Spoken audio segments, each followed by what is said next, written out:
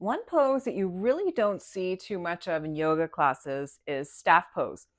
And staff pose is a really, really good pose, not only to prepare you for arm balances and for a lot of vinyasa classes, but it also is good if you're doing any strength training at the gym because it helps build shoulder stability, forearm strength, and whatnot.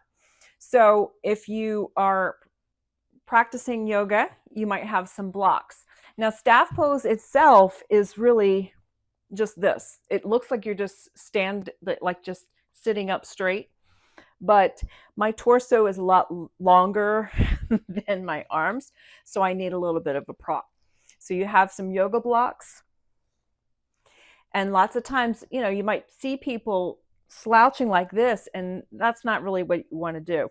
In staff pose, you want to pull your chest up and put the shoulders in their sockets, so basically into place. And this just pressing down without pulling up your hips is going to be a lot, really. You can feel it in your shoulders. I know I can. And it also just helps you sit up straight. So chest up, and just remember to keep the shoulders down. So don't, anytime they're, bowing forward like this, it's just kind of unstable for the shoulders. And then when you're ready, you can maybe start lifting.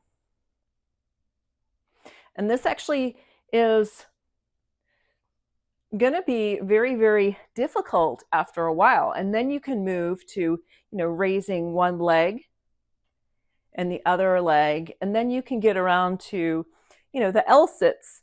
And L-sits are really big in calisthenics. And I know lots of times people like to do, they will hang from a bar and they will pull their legs up into a hanging L-sit. But it's got to start somewhere. So might as well start in a staff pose. So again, you can just work on the core just by pulling the knees in and out very slowly. And you can just really feel just that core just looking like, what are you doing? And again, you just feel the shoulders really getting a good strengthening.